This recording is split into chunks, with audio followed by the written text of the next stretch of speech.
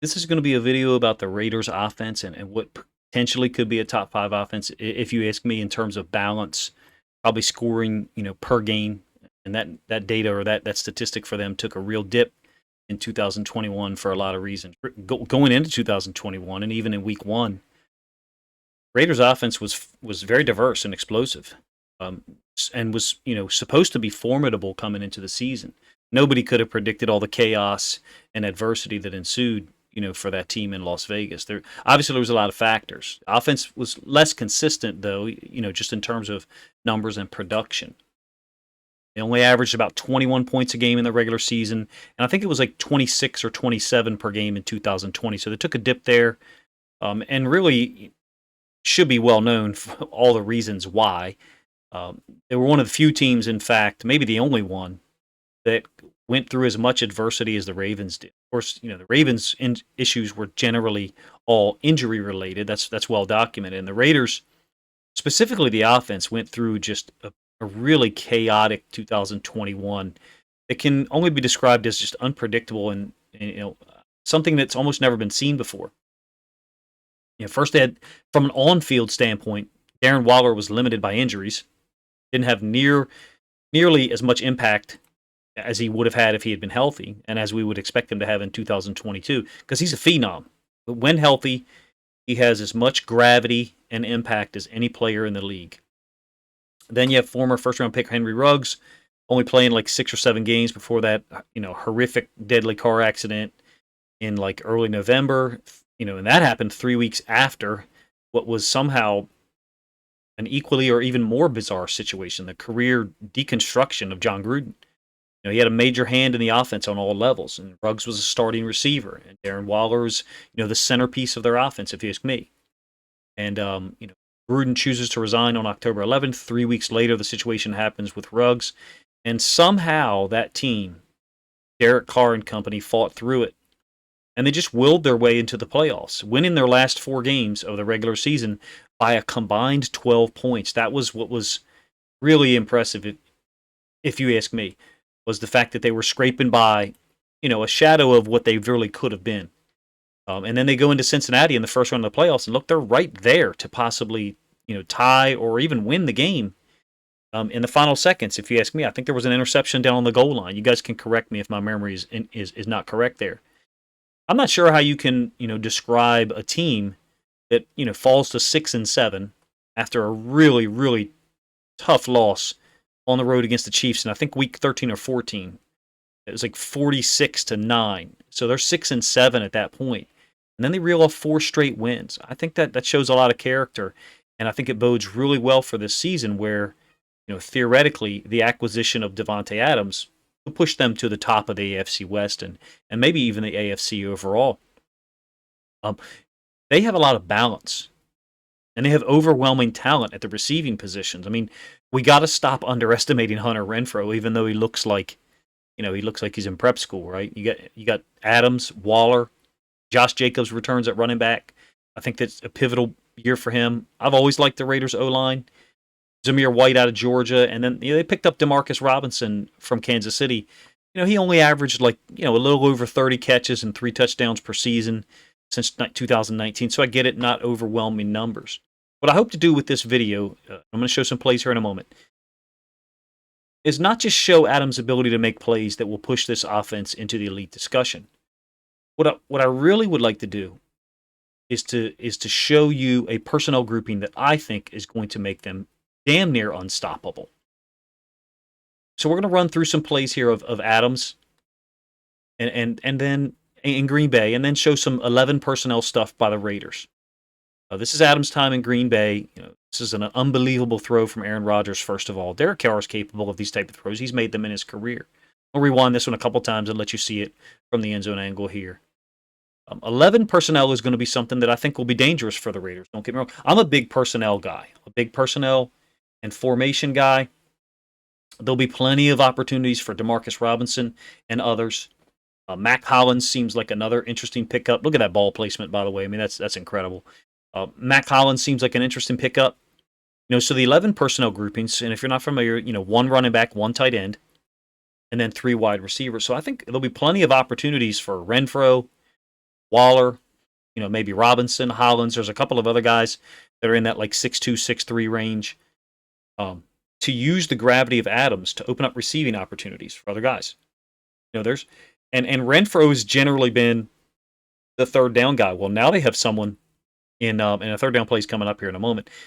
Now they have someone in Adams who is equally adept at it. But they're going to be able to kind of pass it off. This team, and forgive me for this, Raiders fans, because I know, the team is located in Las Vegas now. It used to be in Oakland at certain points. Kind of reminds me of the Golden State Warriors, whereby you have so many guys who are capable of contributing at different times. And, forgive me for that comparison point to basketball if you don't like it. This is one of their favorite formations, and I think the opportunity for them to do this, now in this case they have Waller away from the bunch. So when I say bunch, I mean three guys tightly aligned here, and then the running back on the same side. All right? Sometimes they do this with Waller over. And so then they'll run this little screen out to Waller. Now in this case, they're running this to Renfro.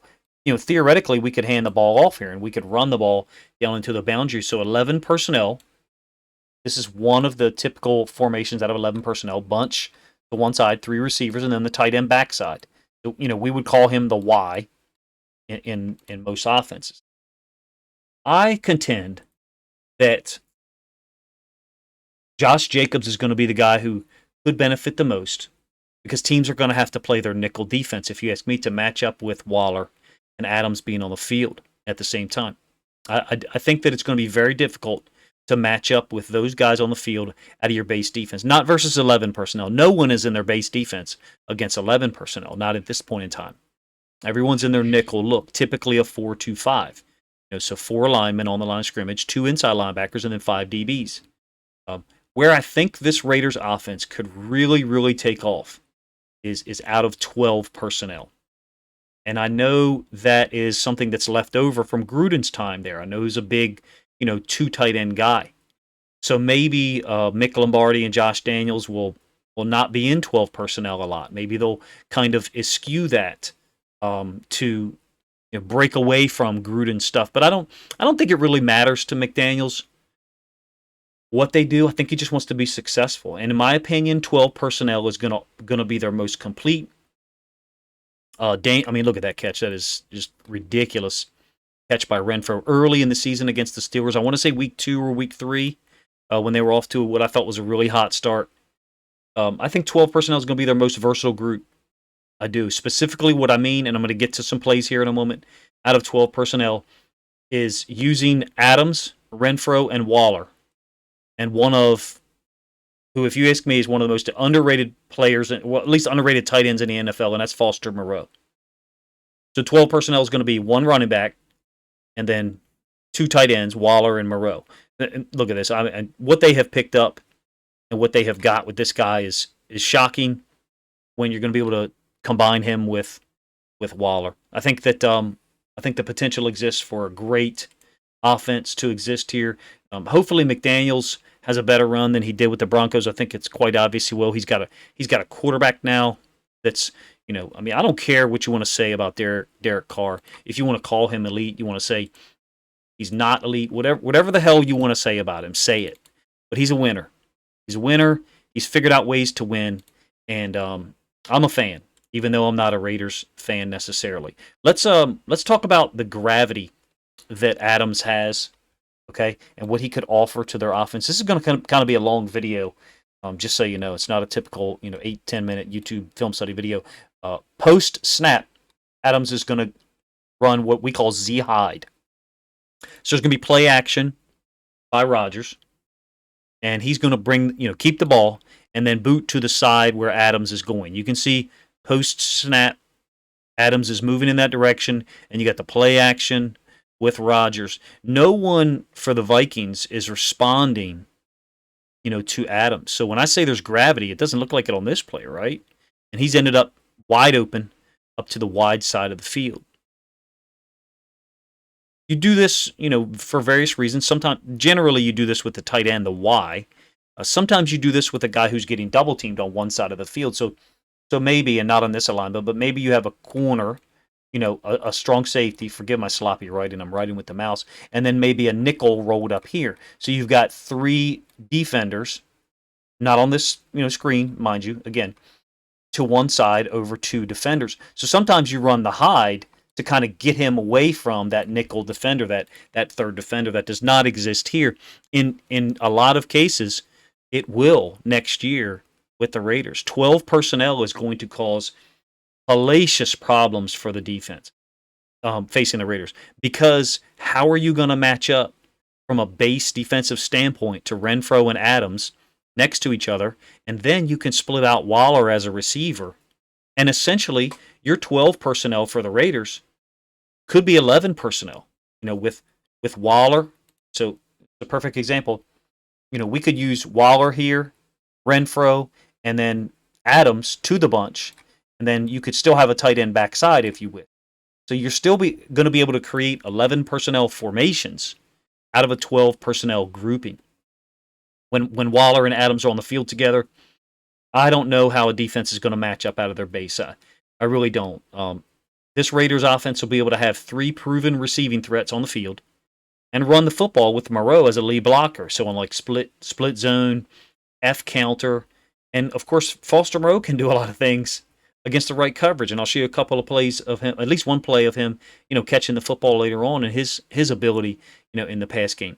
I love stuff like this, and I think that this will be perfect for Adams to run him in motion and then run the ball with the grain, or maybe run the ball against the grain, depending on what you're getting out of the secondary. Now, again, there's not much of a reaction here from this secondary. We'll let the end zone angle flow so you can see it. There isn't a whole hell of a lot of a reaction from the secondary here. There will have to be when you move a guy like Davante Adams in motion across, or even a guy like Darren Waller. People will have to respect that. I don't know that a team is going to be able to match up in their 4-3 or their 3-4. Now, I believe this is 12 personnel here. I think you got 2 tight ends for the Packers, and I think this is the second receiver along with Adams down here. All right? It looks to me like the Saints have brought a safety into the box. So you'd be talking about their 3-4. So 3 down linemen, 1, 2, 3. And then, 2 OLBs, 1 here and 1 here. And then 2 inside backers and a strong safety, looks like down here.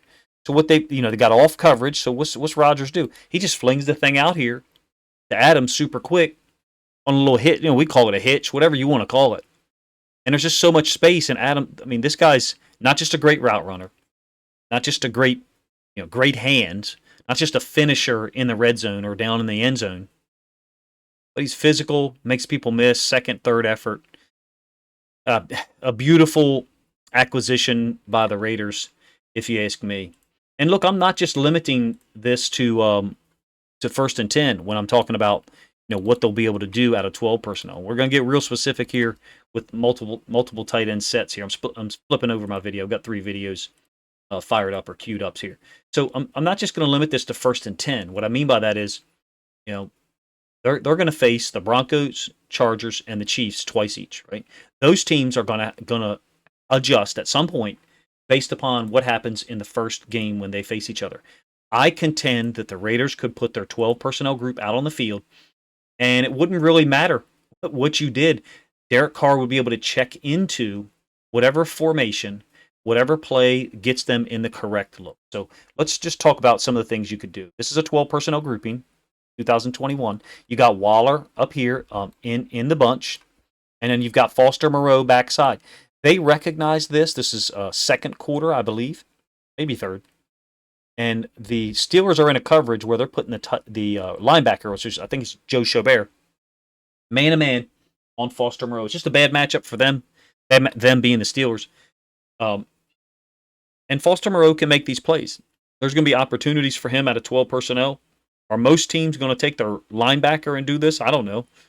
But I think that if you put Foster Moreau backside and you put Adams, Renfrow, and Waller all together to the top side up here, I don't know how you do anything else but single cover Foster Moreau backside. And then I haven't even talked about, running the football with Josh Jacobs. I know this is Kenyon Drake back here in the backfield, in particular on the play. I don't think that Waller is going to have anything resembling his 2021 season if he's healthy.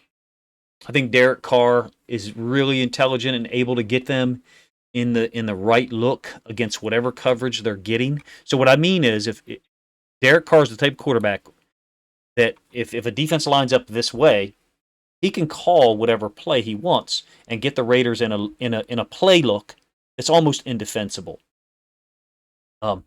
Defensively, obviously, I think the Raiders are going to be solid. I'm not really talking about that in this video. It's a great throw, by the way. Schober's playing underneath technique. The safety's kind of just eye and Carr, really not even paying attention to Moreau at all from the standpoint of respecting him as a potential receiver, which is shocking to me because I think Foster Moreau's a really talented guy. The safety's really out of position.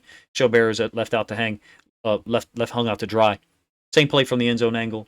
Defensively, the Raiders are really solid. I expect them to contend for the division championship, but they got to reverse that tide against the Chiefs. Obviously, those two games in 2021, the Chiefs tuned them up.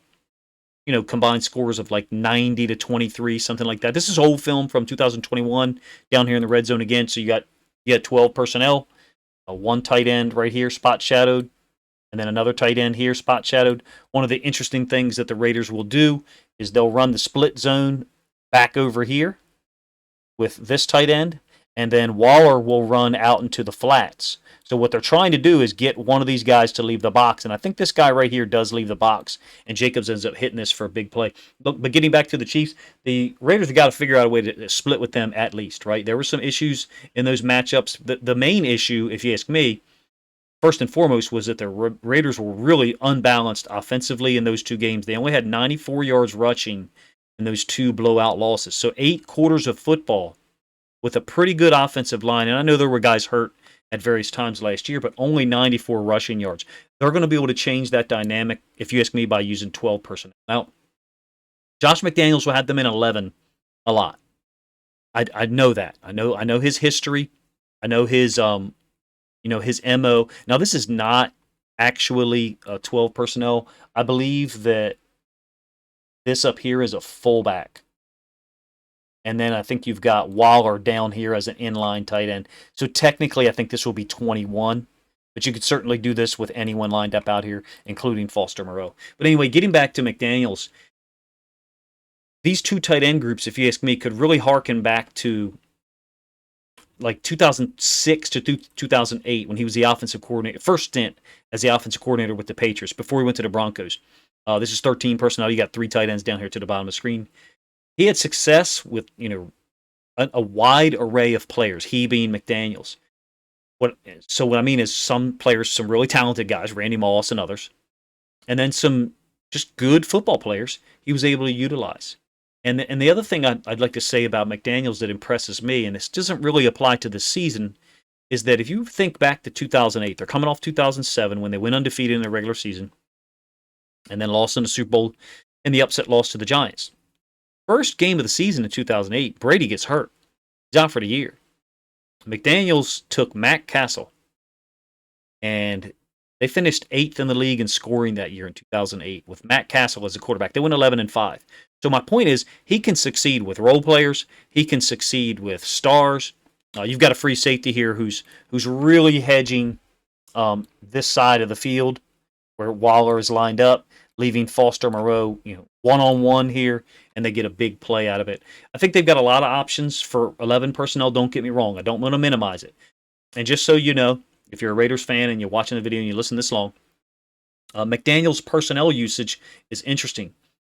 But I think it shows that he adapts to his personnel, to the talent at his disposal. But let me go over the personnel groups. In 2021, the Patriots, McDaniels last year as the OC there, 56% of the time he was in 11 personnel. It's a little below league average. I think league average is like 62, 63%, something like that. Generally, McDaniels for the season is like between 53 and 56% of the time in 11 personnel. Somewhere between 53 and 56. Here you've got a 22 personnel grouping. Waller motioned across the field. You got two backs in the backfield. So, this up here is not necessarily applicable in terms of it's not 12 and it's not 13 personnel. You got a run play out of 22 personnel, stretch lead to the right. It's toss, but it's really just stretch. Anyway, look, if you're one of those people who looks at sharp football and some other things, you might say, hey, Coach, McDaniels doesn't use 12 personnel a lot. Well, in some seasons he didn't. 2020, he only used it 2% of the time with the Patriots. But a couple other seasons, he used it 13% of the time, 14% of the time. So I think McDaniels is just going to adapt. And I'll use one example of that, not a Super Bowl example, but this is from, I think, 2016 or 17. I remember this vividly, going into like week 7, something like that. Maybe week 6. McDaniels had used 12 personnel only like 23% of the time leading up to this game. Suddenly, against the Browns, it was a winless Browns team. I think Hugh Jackson was the coach, and they were really not that talented. Suddenly, for whatever reason, against the Browns, he went 12 personnel, 60% of the snaps in one game. A real outlier. And Rob Gronkowski and Martellus Bennett combined for like 180 catches, 180 yards, and 3 touchdowns in one game. I think the Raiders have that versatility. They'll be able to bring out 12 personnel group whenever they want to strategically. It's what I think and I foresee as their best personnel grouping. But what's weird is, like, I don't hear a whole lot of people other than Raiders fans talking about the Raiders offense. It's almost like, that Adams acquisition made huge waves across the NFL and had impact. Other teams, went on to acquire receivers as well. And then it's like everybody stopped talking about it. I guess because so many things happened in the off season. That's crazy. This is and my last point before I'm out of here.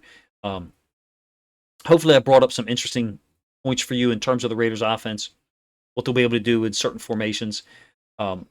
Since I've started to pay attention to the NFL like really acutely in the last 3 years, I guess since 2019, and some of I'm a Ravens fan first and foremost.